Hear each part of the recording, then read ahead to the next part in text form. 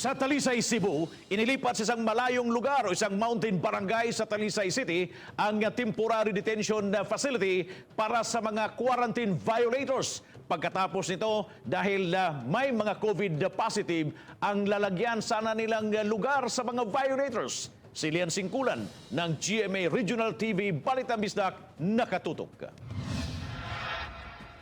Mato ni Police Major Gerard A. Spilare, hepe sa Talisay City Police, nga ilang gibalhin ang ilang temporary detention facility gikan sa Barangay Kansuhong. Ana-ana kini nahimutang karon sa gymnasium sa Barangay Tapol ug mas layo gikan sa sentro sa syudad. Suma pa ila kining gibalhin tungod kay ang Kansuhong usa sa mga barangay nga nagkasaka ang kaso sa COVID-19.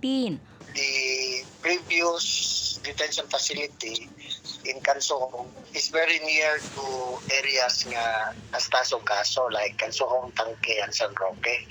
Ang maong gym, gibutangan na og mga ali ug higpit nga gibantayan sa kapulisan og force multipliers. Tungod sa karayo sa maong barangay, naglaom usab ang kapulisan nga unta maminos-minusan ang mga quarantine violators.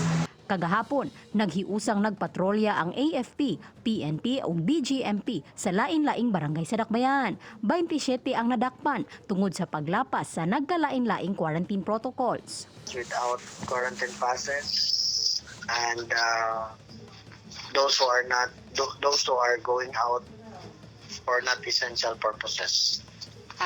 Na yung kasagaran itong madakpan. Uban ni Nati Quiñones, Lian Singkulan, Balitang Bisdak.